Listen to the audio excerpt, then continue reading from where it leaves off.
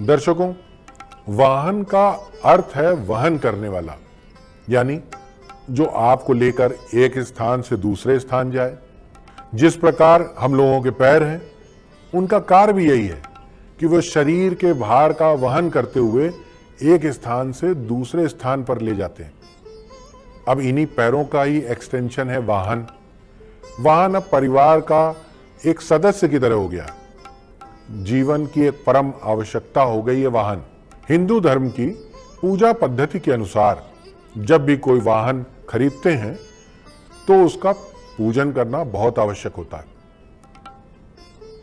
ताकि वह आपके लिए मंगलकारी हो, आपकी रक्षा करे। शास्त्रों में किसी भी नई वस्तु के आने पर उसकी पूजा अर्चन करने का विधान है। वाहन से महत्वपूर्ण और क्या हो सकता है? मकान और भवन के बाद यदि कोई महत्वपूर्ण वस्तु है तो वो वाहन है। आपका घर स्थिर रूप में सुख देता है और वाहन चर रूप में सुख देता है, और हम लोगों को समय भी बचाता है, समय पर पहुंचाता है और हमारी क्षमताओं को भी सुरक्षित रखता है, एनर्जी वेस्ट नहीं होती है। इसलिए गृह प्रवेश की भांति ही वाहन की भी पूजा होनी चाहिए। दोनों की वैल्यू बराबर ही है।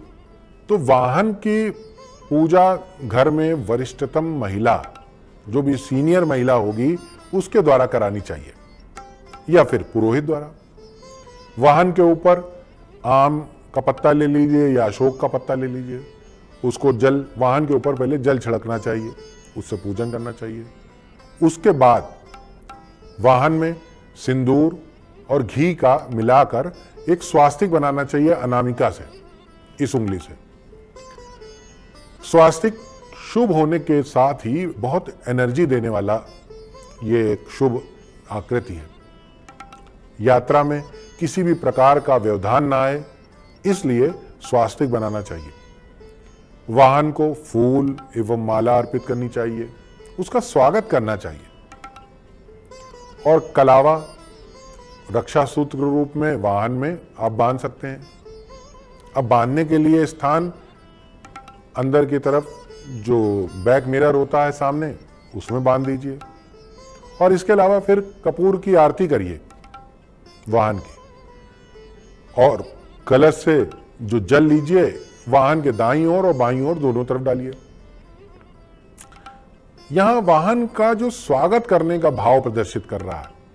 और जो आरती हो जाए तो उसके बाद जो कपूर जल जाता है, जो कालीमा होती है, उसका एक लेके उसको तिलक लगा दीजिए वाहन में, कहीं भी आगे की तरफ बोनट में। तो दर्शकों, इससे जो भी निगेटिव एनर्जी है वो रुकती है, नजर दोष रुकता है, और नजर दोष के बारे में हम आपको आगे बताएंगे। अब वाहन पर मिठाई रखें। इसके बाद अगला स्टेप आप क्या करिए कि वाहन पर मिठाई रखिए। उसके बाद ये मिठाई किसी गाय को अवश्य खिला दीजिए। गौ माता की कृपा अति आवश्यक है। और एक नारियल लेकर नए वाहन के ऊपर से 7 बार घुमाकर और वाहन के आगे उसको फोड़ दीजिए। इस वाहन को उसके बाद स्टार्ट करके आप उसके चारों ओर चक्कर भी लगा सकते हैं, परिक्रमा करने का विधान है। इसके बाद एक और विधान है, और ये बड़ा कारगर है निगेटिव एनर्जी से बचने के लिए, कि वाहन के चारों पहियों में के नीचे आप नींबू रख दीजिए और फिर वाहन को आगे बढ़ाइए। नींबू सब फट जाने चाहिए।